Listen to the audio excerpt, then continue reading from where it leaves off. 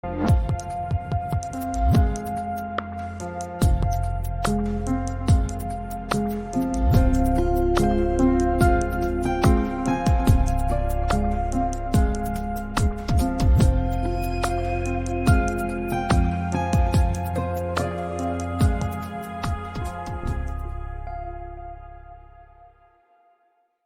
and welcome to Film Talk with AJ Dean. I'm AJ Dean, your host, and I have the amazing and phenomenal co-host with me, Paul Vato. Hey, Paul, how are you this evening? I'm doing wonderful. I'm so excited for tonight's show. So AJ, as always, thank you so much for having me as your co-host. I get so much out of these chats with people. It's amazing. So thank you. You're so welcome, and it's such a delight. In fact, we have two very special guests this evening, and I am thrilled. So let me introduce them and say hello. We have Tony Seiler of Tony's Wildlife on Instagram. He is a wolf advocate and wildlife advocate. And we also have Michael Beran, who is an animal and wildlife expert. He is a trainer and a rescuer of animals. He's also a TV celebrity. He has his own show, and he is the owner and operator of Wildlife Command Center. Hello, Tony. Hello, Michael. Hey, hello. Hello. So great that you are here. So I want to get right into it and store up your questions, Paul. I know that you're going to be chomping at the bit to try to ask them. I'm sorry, Michael, I want to get right into it and ask you, how can we help the wildlife, the animals on our planet? What's the needs of the animals in today's planet? Oh, wow. That is a really, really loaded question. I mean, there's so many eco niches that need to be satisfied that it's just an amazing. So you can't answer that question. However, compassion and sympathy will go a long way. This morning, we spent a lot of time at an apartment complex that was draining their lake because they didn't like the way the seawall looked. Well, no one thought about, what happens to everything that's living in that lake? So me and my volunteers spent 4 hours this morning fishing turtles out of this mud hole because they've drained all the water out of it. And there was absolutely nobody. I mean, there must be 1,000 people live in that apartment complex and enjoy that lake all the time, but nobody came out to help us, And so, we're trying to figure out, what are we going to do with these big catfish? What are we going to do with these big carp? What are we going to do with these turtles? What are we going to do with all these water snakes? And I think just in general, have some compassion and think about the fact that, your yard, the space around you that you own, is an ecosystem of some sort, and if you're going to do something dramatic, figure out how you can best help the animals that are there that make it their home. Amazing. In this situation, how did you find out that this was happening? Did somebody call you and go like, hey, they're draining this lake? Or was there foresight? Or how did you randomly find out about this situation? So it wasn't random at all. As a matter of fact, one lady in that apartment complex was in love with the one swan that lived in that lake. Her main concern was if the water was drained, that the coyotes could kill the swan. As long as the swan's on the water, swan's protected. There was a little island out in the middle of it. And so she called me in to come rescue the swan, which, if you know anything about swans, is really easy. All you got to do is get inside its territory and let it kick your butt. Yes. And then you gently grab it around like you love it so much, and you contain it, and then you put it in a carrier. So anyway, she's the one that brought us in and said, hey, I want to get, and she went through a lot of expense. Like we rescued the swan out of this lake. She has put it up and is housing it at a facility and paying for it to stay there while this lake is being rebuilt. And then when the lake's rebuilt, we're going to bring it back and put it back in the lake, But while we were there doing rescue with Taylor the swan, I was like, okay, so this is great for Taylor, the mallard ducks and stuff, they can fly, they'll just go away. And I was asking them, I was like, what are we going to do about the turtles? And everybody's like dumbfounded, like, what about the turtles? Well, there's no way they can get out of the seawall that's around this lake because it's got a very substantial seawall around it. And I was like, the turtles are just going to die if we don't do anything, you know? So anyway, that's kind of how we got involved with it. Wonderful. Well, thank you for answering that. And you're saying all this was really done for aesthetic reasons. It's just because they don't like the way this lake looks. So, hey, let's improve it. And I'm sure the homeowners don't think it. You're right. No one really thinks about it from a business perspective. That's just the cost of doing business, but they don't think about the animals. I'm not excusing it by any means, but there should have been at least one person go like, well, what about the wildlife that's in there? But that doesn't even cross anyone's mind. So thank you for doing the work that you're doing. I mean, I was really surprised that nobody had a plan, you know, like it's just me and my guys down there scooping turtles out. And I'm just thinking, what if we didn't do this? I mean, would they just bury them? Would they bulldoze them out? Would they just let them dry up and die? Sure. You know, I don't know. They would. Yeah. So a good thing for that swan. All right. Sorry, AJ. Oh, no, you're fine. I was just going to say, thank goodness for you, Michael, and your team. And, you know, if Tony and Paul and I had been there, we would have brought you, we would have helped, first of all. You know, right, Tony? And also I would have brought lemonade. Okay. Nice. So, you know, we need more help, don't we? We need more participation. What do you think about that, Tony? I mean, everything that you did there was amazing. As a reptile owner and educator on my own, I've been in that world for 10 plus years, even longer than the wolves I work with. Definitely, you know, congratulate and thank you for helping the turtles, even the water snakes and all those reptilian animals that most people kind of push aside. You know, that woman was talking about, you know, saving the swan, you know, a very elegant creature floating around the lake. Nobody knows what's underneath the water that needs help as well. So that's really awesome. I love that. Thank you so much, Tony. And speaking, Tony, of wildlife, I wanted to ask you, Tony, what is the wolf situation now? Can you give us an update for Michael, Paul, me, and everybody? What's the wolf? What is the latest? And because there's a definite threat against our wonderful wolves. Over to you. Yeah, so ever since the gray wolves were delisted off the endangered species list in 2020, so 2 years ago under the Trump administration, there's been that all-out war, as we talked, you know, previous time I was a guest star with you, with many sanctuaries and advocates across the United States and Canada have been fighting for the re-enlistment of gray wolves, as they are a keystone species in our ecosystems in North America. There has been setbacks and also push throughs. There's been, you know, it's push and get, like push and receive. So Kim Bean is the main forefront like fighter on the, you know, the battlefield for re-enlisting these wolves, and she's a part of the Wolves of the Rockies, and they're stationed in Montana. And she's amazing. She goes live almost every morning. She gives updates daily almost. And I join in a couple times a week, but I since have started back at work as a assistant teacher.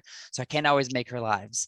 But she's been giving a lot of really good information, and it's still almost a standstill, a stalemate right now. You know, we are pushing through, and the more people we get on board with helping the wolves out, the better, you know, their future looks. If we just keep backing off and letting government, state governments take control of all of these unsanctioned and sanctioned huntings and these callings and stuff, it's not going to be good for them. So we just keep the fight going, and hopefully something's going to push through eventually.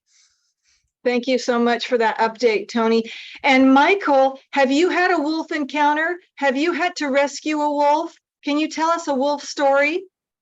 I've got absolutely nothing. I'm way too far south, you know. I started my company down in Louisiana, and now I'm up in Missouri, and we do have a wolf sanctuary. The closest story I can get is that we have 2 contracts with the counties where we pick up dead deer that are hit by automobiles as part of how we're funded. And so in the wintertime, if we do come across deer that have been recently hit within a few hours, they do go to the wolf sanctuary because carnivores need a lot of protein and meat. But you know, it's only further up north where there's enough wild expanse to have wolves and for wolf packs to exist.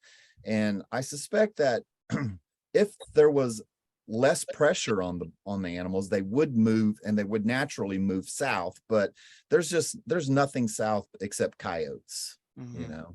And so there's just no wolves to have encounters with. Have you had a coyote experience? Well, as a matter of fact, if you watch the show, Beran Rescue, it's one of the first episodes where I go in. A coyote had made a wayward wrong turn into a home and ended up in the garage. And I don't like using catch poles and harsh equipment if I can use my bare hands. Yeah. So I go in with it's one of the first episodes on Beran's Rescue where I go in and I catch and I capture this coyote. One thing about canines is that if you grab them by the scruff, they automatically revert mentally to the state of when they were cubs and pups, and they really just give up. It's amazing that these big animals, and of course a coyote is only like a fifth of the size of a wolf, but these big animals just give up and they don't fight. They're just like, okay, you got me by the scruff, game's over. That's so sweet, isn't it? That animal instinct. What do you think of that, Paul? Yeah, I wonder, does that work on humans as well? But is that reverting to when they're puppies and the mother grabs them by the scruff to pick them up or control them? Yeah, if you watch canines or even raccoons and some of these other higher predators, when the mom scruffs a baby to move it, they stop wiggling, they stop moving, they just go into this kind of stupor like. And part of it really is so that they don't get injured themselves by the mother's canines. Those teeth are strong and sharp. And, you can imagine if a pup is squirming and wiggling and trying to cut loose, it would get injured inadvertently. But so that they just go limp and they just give up. And in the wild, and when I encounter them, they do the same thing, as long as you can get your hand on it properly before, right. You got to have the upper hand. Therein lies the rub. Right. If you're being attacked, it might not be easy to reach above. And of course, there's no way you could try that on a wolf. A wolf, a lot of people don't really understand, or don't really, if they really haven't had encounters with them, don't understand how big these animals are. I mean, I'm a 200-pound guy, but when I went up to Canada to teach a wildlife seminar, I was exposed to some wolves, like real wolves, like Northern Canada wolves. These things are so big. I mean, I've got a big arm, but the front leg of a wolf is longer than my arm.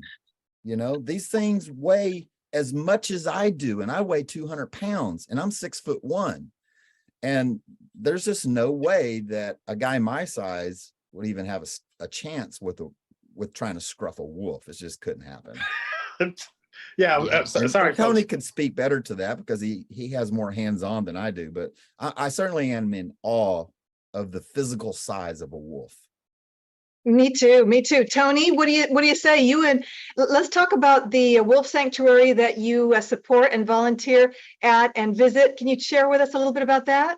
Yes. So the sanctuary that I volunteer at, I've been there for 6.5 years now. It's called Wolf Creek Habitat and Rescue. It's in Brookville, Indiana. So it's just about 45 minutes west of Cincinnati, Ohio, where I currently live. So we do educational outreaches, hands-on educational outreaches with guests. So these wolves, and we have now 6 generations of wolves there. We bottle feed and we socialize them because these wolves are at our facility for their lives. We don't do any reintroduction because we're in, southeastern Indiana. There's nowhere really to release these wolves to safely. The closest place that wild wolves would be in the northern Great Lakes regions, like Upper Peninsula of Michigan. We just do the education. So I've been out there for 6.5 years. and we lead interactions with groups of guests come in, and they can get that experience of being up close and personal with our animals, with our wolves. And it's such a positive experience because, like I mentioned before, we socialize these animals, so they are people friendly. People unfriendly isn't something you need to be worried about because wolves are non-confrontational. They run away 99.9% of the time if they come across a human in the wilderness, because they don't want anything to do with us. And wolves in captivity would even do the same. If we didn't bottle feed these animals, they'd just be terrified and they'd be on the other side of the enclosure the entire time that we're inside, because they're just like, what are they doing? So we make them people friendly, and that we socialize them. We kind of create them to like the attention that we give them. And, they give us a bunch of licks and scent rubs, and they just come up. And I mean, as Michael mentioned, these animals, they're large. Our males are easily 150, females are around 100 pounds as well, being wolves from in more of the southern reaches of North America. But yeah, it's just amazing what we do there. And like I said, I started as a guest, got a volunteer application. I've been there ever since. And you love it. You're an integral part of that. Thank you so much for Yes. doing that, Tony. And Michael, thank you very much for that wonderful story. In fact, Michael, I did watch the raccoon eviction that you performed, and it was phenomenal what you did. I would encourage everybody to check that out because it was really something. You got, you investigate the housing, the where it is. It's like a full investigation when you rescue animals. Isn't that right, Michael? Well, sure. I want to try to figure out what the situation is. I try to figure out win-win situations. These are humans' habitat, their homes. The animal has decided that it's going to take up residency there. There's some conflict, confrontation. And so I try to figure out how to give the human their house back, convince the raccoon to safely exit the facility, and then animal proof the house so that they can't get back into the structure. And so it takes a little bit of figuring out, especially when you roll up on a house, you don't know what's going on. The story that you got may not be the actual story that's actually happening in front of you. And so you've got to listen to what people are telling you. And then I've even figured out that you can have a family of 4 people and they will all tell you a different story, but it's the same event. It's just the way they perceived it. And so, I do go into these situations, and that's one of the things that I try to do with the YouTube channel. We've really put a lot of time and effort into this YouTube channel, Wildlife Command Center, because we want it to be educational, entertaining, but we want people to be able to go to it and find information, good information, and steer away from all the bad information that's on the internet, because there is plenty of bad information on the internet. Yes, there is. So how can people support you, Michael? Well, the number one way is go to the YouTube channel, Wildlife Command Center, hit that little red subscribe button and engage with me. So, I get about 100 comments every day.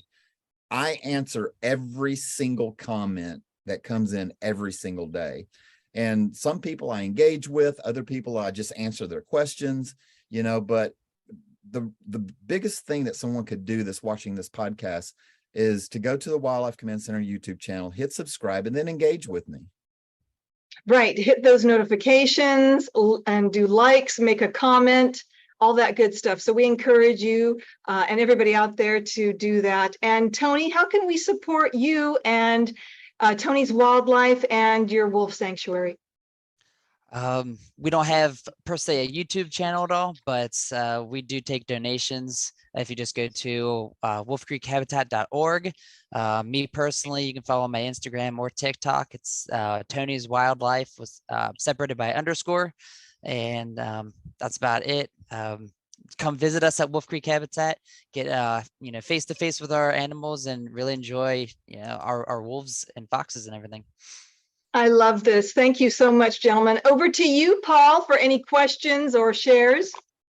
No, this is wonderful. I'm taking it all in, and definitely I'll help promote it on my social media because I think all these conservation efforts are incredibly important and necessary. So thank you guys for doing God's work, if you will, and getting the word out there. You know, I think as cities just are being built and get bigger and bigger, people lose touch with nature. So it's imperative uh, that we up our conservative efforts, especially when it comes to wildlife and whatnot. So thank you guys.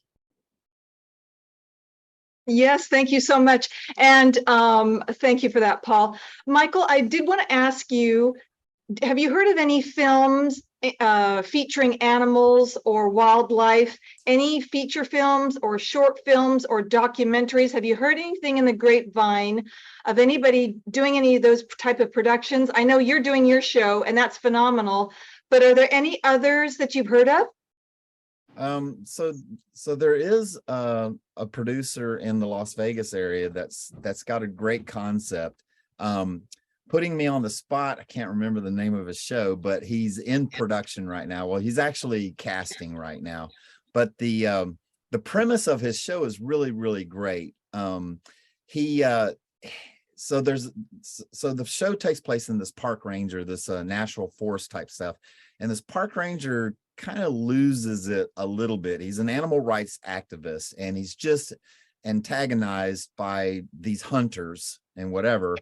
And he a switch flips and whatever. And so what he does is he becomes an animal rights vigilante, and he finds these situations that humans are doing where they're cruel or inhumane and they're hurting animals, and he does onto them what they have done onto the animals.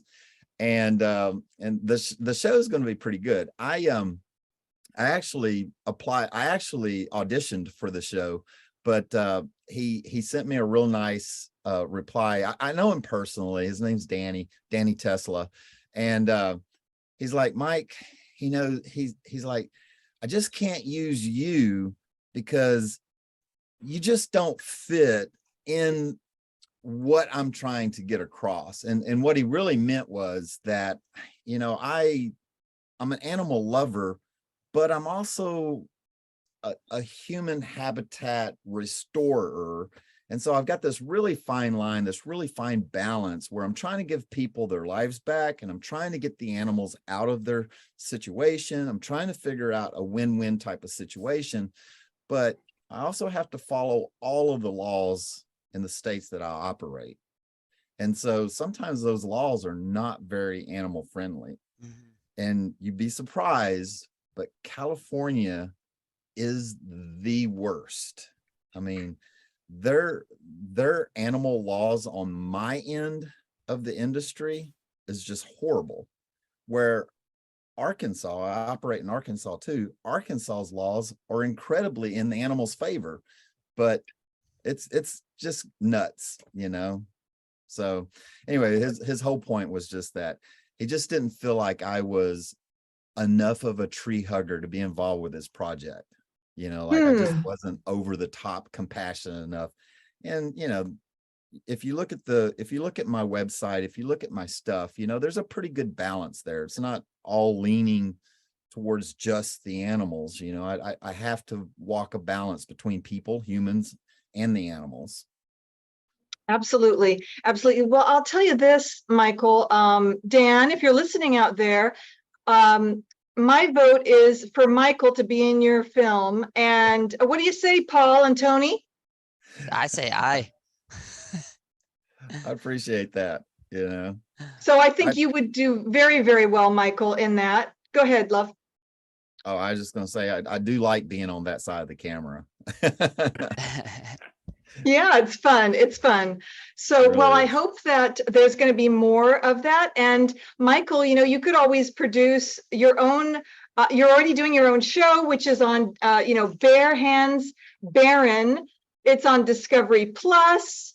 And so you're already doing that, Michael. So, you know, I mean, are you open, Michael, to scripts? Oh, well, trust me, I read 3 or 4 scripts a day, unfortunately. I wish I could say no better, you know. People send me scripts and I feel obligated to read them.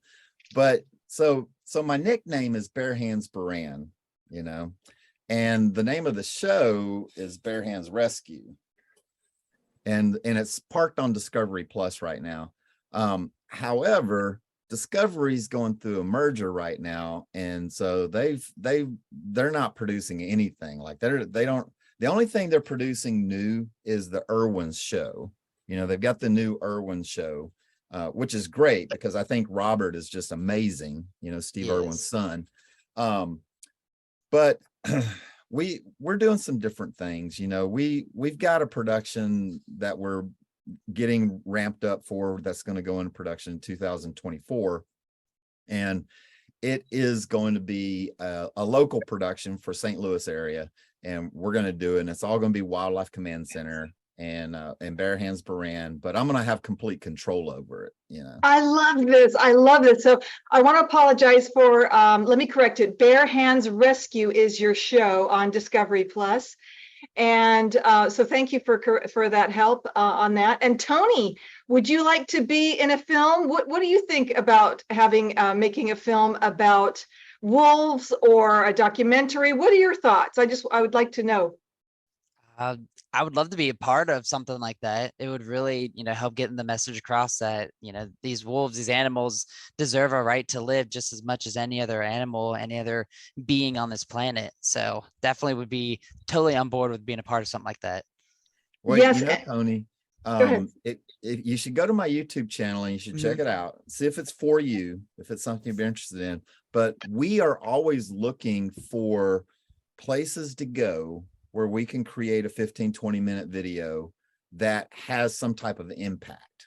Okay, that'd be awesome. Yeah, I definitely will get a hold of you. And I'd love to go to Cincinnati because one of my customer service reps, she lives in Cincinnati.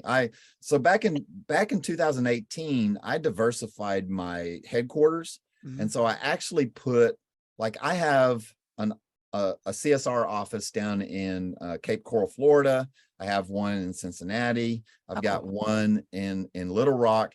And we use a system so that if any part of the country goes down, I don't lose all my communications. That's very smart. That's awesome. Yeah, it worked out really well when 2019 hit and 2020. But yeah. But anyway, I got a reason to go up there and a place to stay. So it'd be good. It'd be good to do something. So yeah, hit me up. I definitely will. Thank you. I love this. Don't you love this, Paul? I love the synergy. I love the connection. I think that we can make things happen. I'm happy that it's happening here on Film Talk with AJ Dean. Let me ask you something about, do you have treatments or a pitch deck for any of your show ideas that are coming up? Yeah, so it's funny you asked that question. I don't have pitch decks yet because I'm going to be financing this myself, through my company. We're gonna be funneling some advertising funds into the production of this. So I'm really not looking for any help. However, we are looking at some treatments for a different spinoff on our YouTube channel. I happen to be a huge fan of the zombie genre. And we're developing a YouTube series that is post-apocalyptic, but it's everything that we're doing now on our YouTube channel. The only difference is we're having to deal with rabid people. Okay. And so instead of rescuing people from a raccoon, I'm rescuing people from rabid people. I love it. That's awesome. That's awesome. It's a great concept. And so what it does, one of the things that my, people often go to car races because they don't really want to watch the races. They like to see the crashes, Yep. And man, my subscriber base, which is about to hit 50,000, my subscriber base loves to see me get bit and they love to see me bleed, And so with the spinoff YouTube channel, we can actually do that because, it's fiction, And so, you know, we've got a list of stunt actors that are lined up to do this with me because they're just excited about it. Because basically their part, like they don't have to memorize any lines. Like this is literally their script. Beat the hell out of Michael. That's it. That's it. And so I've just That's got great. to try to work with them and you know, contain it so that I don't get hurt too bad. But you know, we got some FX people from Las Vegas. I've got a huge film community in Las Vegas. I love Las Vegas and Las Vegas film community. And so we got FX people coming out of Las Vegas that are flying into St. Louis to help us with it. We're going to be filming 2 episodes in Las Vegas and then 2 episodes in Phoenix. And so we got a couple of script writers that are writing our treatments. And that's all the way back around to what Paul asked. Yes, sir. That's Thank awesome. you. It sounds like such a great concept. It's almost like this Reno 911. I'm thinking, but you know, rescuing people from people. But would it also be bare hands, or are you Yeah. going to be a little bit? Has to be. It's got to be bare hands. Yes. Yeah, it has to be bare hands. Okay, and we've worked this in. So my main writer is in Phoenix, Arizona. Okay. I play Pokemon Go. I was taking a flight one time from Las Vegas, St. Louis. We detoured through Phoenix, and she sat right beside me, and she was looking at my pictures on my iPhone when I was scrolling through because I just left Las Vegas, so I was excited about all the pictures I'd taken, and started asking me questions. Anyway, she has created this whole universe that is all based around natural facts that have happened to me in my lifetime. You know, like one of the things is, why can I get bit by these rabid people, but I don't get the virus, you know? And so she's taken my 20 years on nuclear submarines, working on nuclear missiles and the radiation exposure that I've had, you know. She's taken the fact that I've had all this travel in the military and foreign travel and all these inoculations, these vaccines I've had over the years, which, you know, I'm 57 years old, so I've been stuck, you know. And then she's also taken the fact that I've had 5 series of rabies shots in my lifetime. And so she's crafted this universe of why I don't get the virus, you know. But the main concept is that it's an omnivirus, it's an omnipresent virus, okay? It's everywhere. Mhm. People are going to get it. And so if you're a single mom and your 8-year-old child gets the virus and goes rabid, what do? Well, we've created this universe where the common thought process in what's left of humanity is kill them, it stops the virus. But you're a mom and it's your 8-year-old daughter, and children are precious in this world, you know, in this universe that we've created. And so you don't want to kill them. So there is an antidote. However, you can't harm the being while you subdue it, because once you give it the antidote, it reverts back to a human, you know, a human presence again.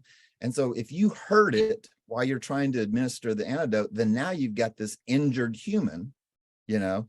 And so I'm going to be doing it all bare hands so I don't hurt them while we're trying to administer the antidote. So that creates more of the drama and tension for the show, because, you know, here I am getting my butt kicked and I'm trying not to hurt them. It's a great concept. I love it. I hope that when the time comes, I have the opportunity to even audition for your project, because I think it's such a great idea. It's so funny. I would love. Yeah. I mean, I hope it's a comedy, because I'm taking it as such. It is such a great concept.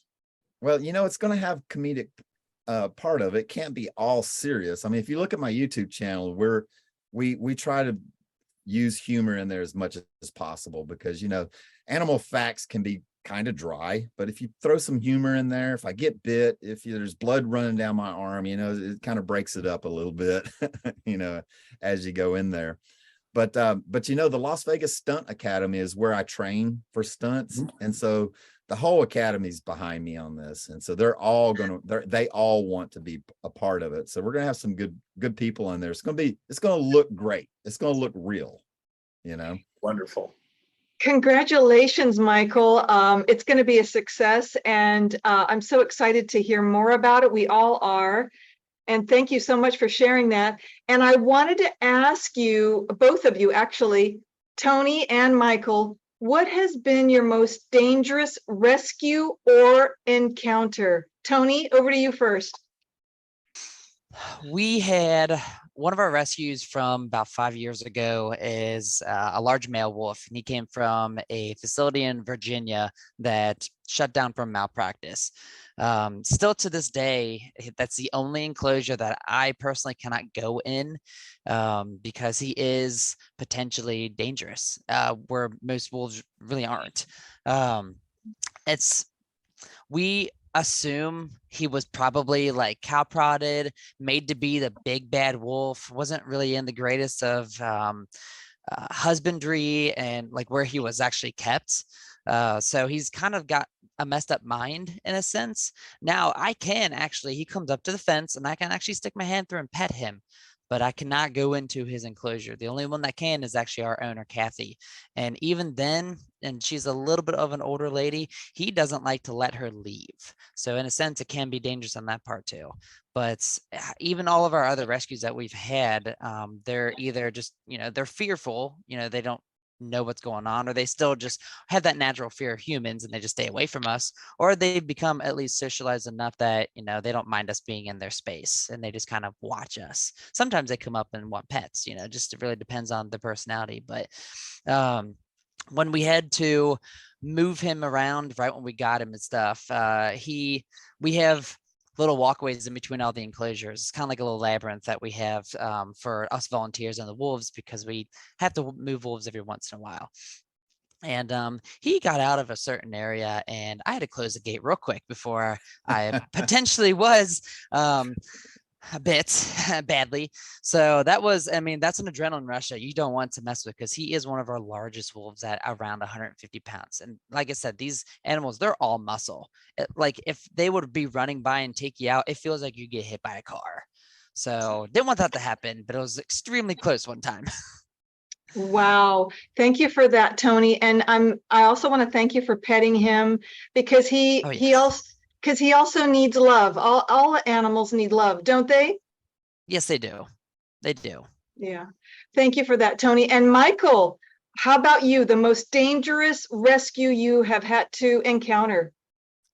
Yeah, so there's plenty of them, and then there's also the definition of what's dangerous. Mm-hmm. I started my company down in Louisiana because I'm from Louisiana originally. But alligators are they're powerful creatures, and we did this one rescue one time where, it was the worst case scenario. And of course, that's where every story starts, right? This is the worst case scenario. It was in the muddy bottoms. We could not get a boat in. We could not get any type of vehicle in. So we're having to walk in.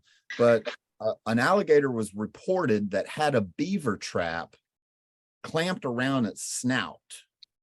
And so it was little more than just like ankle deep mud and water that went up to your calf. And it was just a large expanse. If you've ever been in the Louisiana swamps, it can just be a mess, And so anyway, some press got involved, the media got involved, and so I was the one that was going to make this rescue.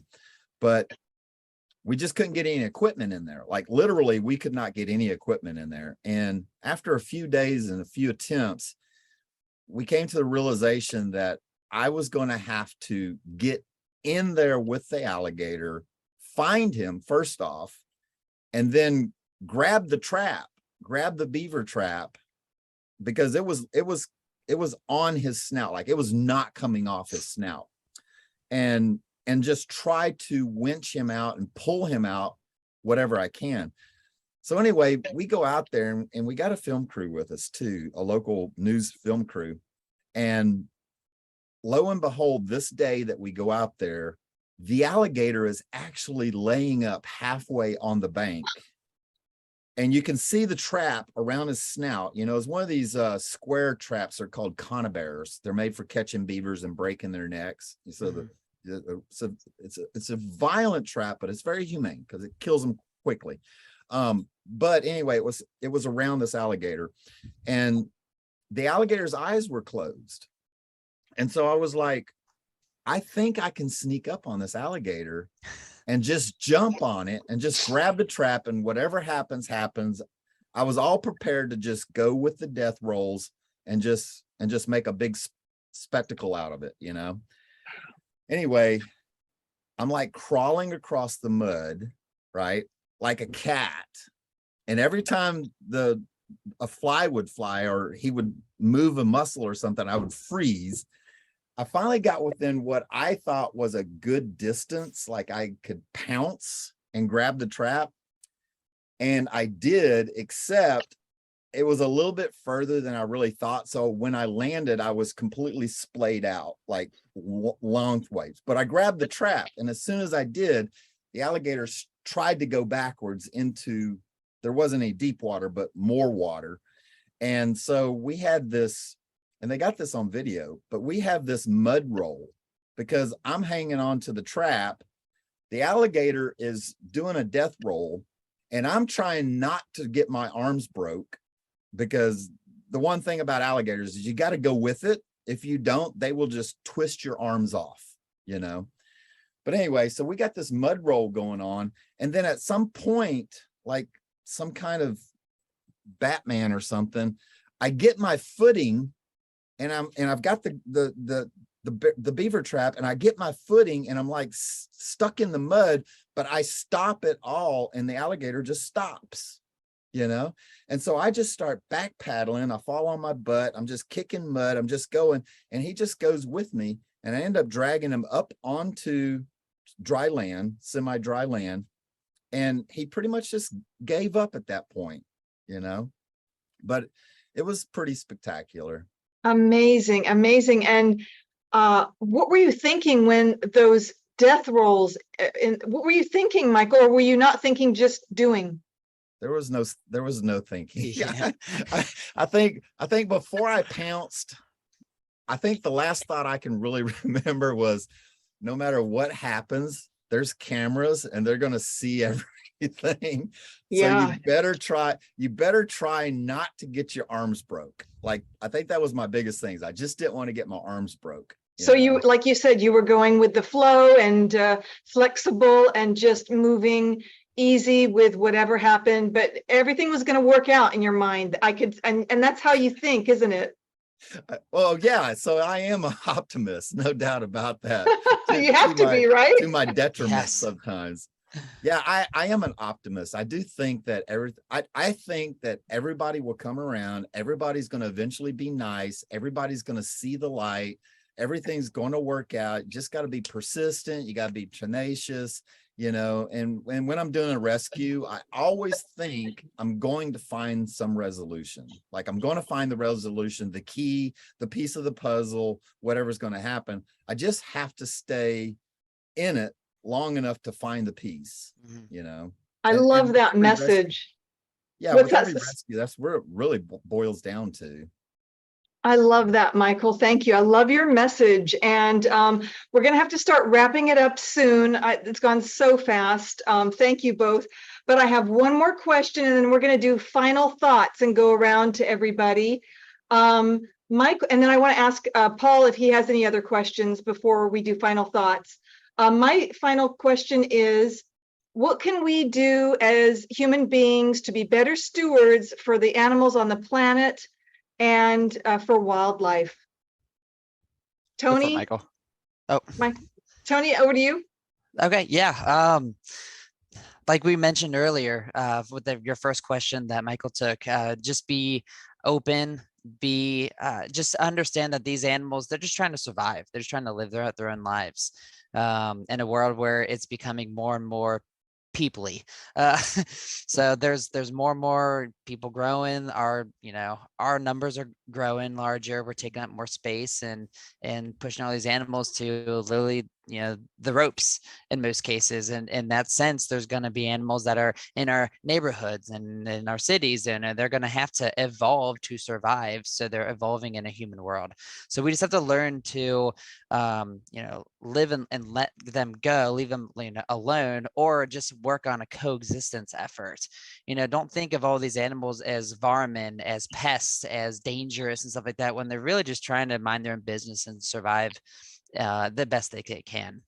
So that's really one of the biggest things, especially for like large carnivores. They have it rough already because their prey runs away from them, and there's less and less prey, and there's more and more people. And most of these carnivores, they don't eat people. They don't eat people. Like wolves don't eat people. So, and that's where most people are like, oh, you know, bloodthirsty killers. Nah, no. So just have to understand that these are just animals that are trying to survive in a world that's less and less of their own. Thank you, Tony. And is Koa there, by the way? Could we see Koa? Is Koa there? He is. Let me see if my buddies. I'm gonna grab him real quick. I'll be right back. Sure. And while Tony's getting Koa, can we hear from Michael, our celebrity guest? Over to you, Michael. Yeah, so I think the number one thing that an individual can do is get involved. There's plenty of organizations, nonprofit organizations that are wildlife or animal oriented that need help. Like they really need humans to get in and help them. There's Koa. This is All my right. husky mix. He was asleep and he's like, I don't know what's going on right now, Dad. This is my boy. He's like these humans. I know. Hey, So- Koa. Koa, we love you. Koa, you're the best husky mix in the world, and we love you. Thank you. Sorry to wake you up, sweetheart. You can see he's tired. Thank you, Tony. No problem. Thank you, Tony. And Michael, we need to hear these messages over and over. It's so important to be compassionate and to think for Get the animals, involved. be their voice, because they don't have a voice, right, Michael? Yeah, so definitely on an individual basis, if you can get involved, like a lot of nonprofit organizations, animal-oriented nonprofit organizations, they're starving for humans to come in and help, I run a nonprofit. It's called Raptor Rescue Inc., where we go out and we rescue birds of prey that have gotten into a lot of trouble. And I always need volunteers. I need volunteers to help clean pens. I need volunteers to help feed. I need volunteers to go pick up injured owls and injured hawks that have been hit by cars or electrocuted or running into glass. Because I'm just one guy and I can't do it all, You're But, doing phenomenal. But yes, so if anyone would like to volunteer and be a part, have an adventure, because it Yes. is fun, right? Yes, Yeah. it is. Yeah. And there's a lot of organizations, we're lucky here in St. Louis because we've got the World Bird Sanctuary, very large organization that has an avian hospital, and they do a lot of educational events, but they need people, they need volunteers because it's a nonprofit and there's not a lot of money to go around, and they don't, they do a good job of fundraising, but on an individual basis, if you can give some of your time to some of these nonprofits on the upside or the downside, sometimes they just need help raking leaves, it's just as simple as that, or picking up trash, or, any number of things that they just need help with. But it all helps the animals, because as an organization is healthy, it helps keep the animals healthy. Yes. Yes. Thank I you, definitely Michael. agree. Thank you, Michael and Tony. We love that. We love that message. So let's get together and volunteer and have fun as well, and knowing that your heart is doing good for not only you as a volunteer, but also for our wonderful animals, to take care of them. Okay, Paul, over to you for a question. I do have a question, and maybe I missed it, or I don't know if Michael said it. When you had this alligator and he had the trap, and you guys were kind of like face to face, did you end up being able to pull that trap off of his snout, or did I miss that? What happened? So yeah, I didn't tell that part of the story because, how much of a story do you really want to know? So after I got the alligator on land, we actually ended up binding it properly so that it couldn't roll and we could safely work on it. I brought the type, so it takes a special piece of equipment to undo these traps, to get them off, and so we were able to get it off. But then once we got it off, we saw that he had substantial wounds, And so we ended up having to take him to a reptilian veterinary clinic. They cleaned him up. They put him up. He went down to an alligator farm for a little while. Because he was wild caught, they can only keep him for 90 days. And so they had to turn him loose, but they turned him loose in a less populated part of Louisiana.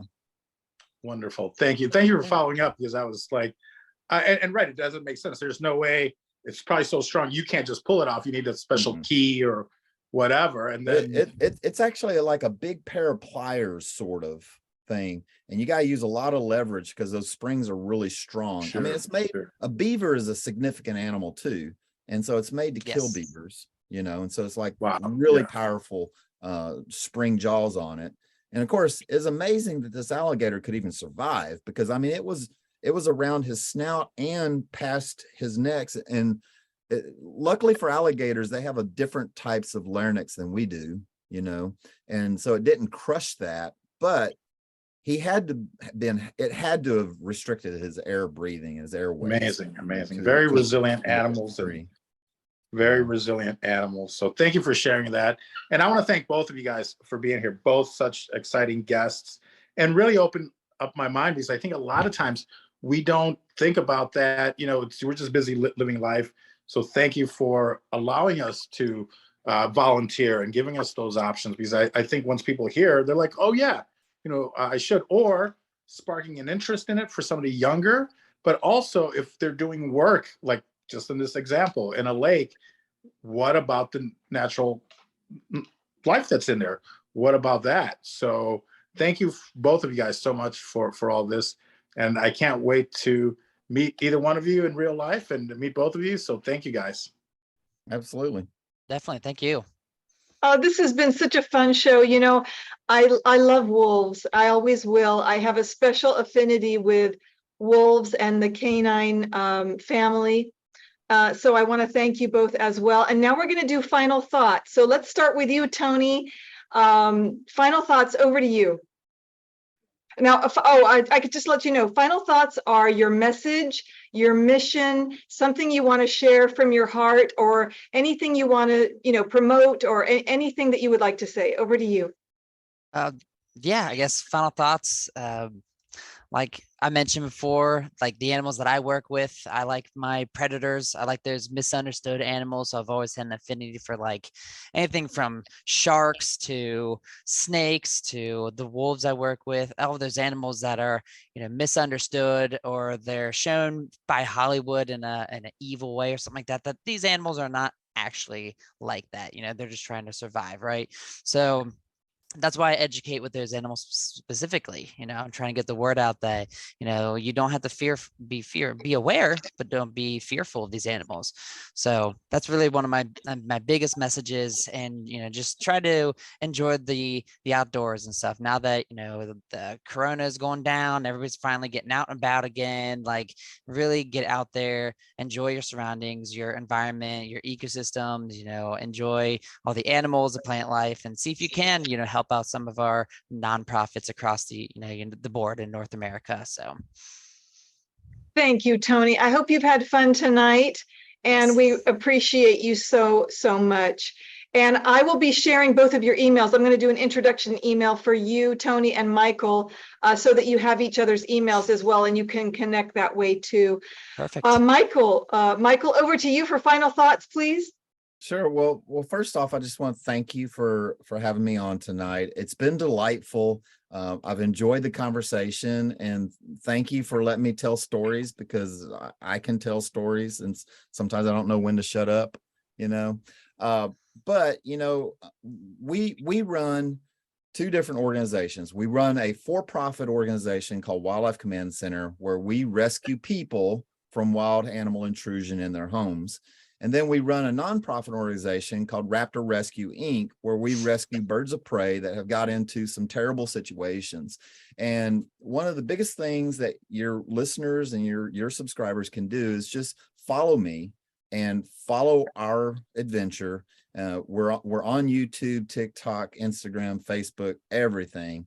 You know, we've got a pretty good team of creatives that help us put stuff together that's entertaining, you know, and informative at the same time. And like Tony alluded to, is, education is huge, learning what these animals really are and what they're really about, and trying to take away some of the stereotypes that are put in through stories, through fables, through Hollywood, and get to the real being of how some of these animals interact. And Tony was exactly right. These guys are just trying to survive. That's it. They're just trying to survive. And so sometimes they need a little help. And so organizations like mine are out there to help them. Organizations like Tony's, they're out there just to help the animals, help them survive. Mhm. That is fabulous. Thank you so much. Very well said and eloquently said, Michael. We love that. And you're such a super guy. Thank you so much. Paul, over to you for final thoughts. No, this is wonderful. I just had such an amazing show interview with you guys. So educational and motivational, and still having to do with the film industry and things like that. So this has been amazing. I just want to thank everyone, and of course, invite everyone to just visit paulvato.com, where you can find all of my social media, or go to paulvatopresents.com, which is my podcast. And I'd love to have either of you two on as guests as well. You guys are amazing, because I have many more follow-up questions for both of you. So thank you guys so much for being here. And be nice to each other, but also be nice to the animals. Let's keep that in our hearts. Yes, certainly. And I know how to say, oh wait, is that a wolf? Yeah, wolf in Italian, sono lupo. In Italian, it's lupo. Yep. I'm learning Italian. Yeah, very nice.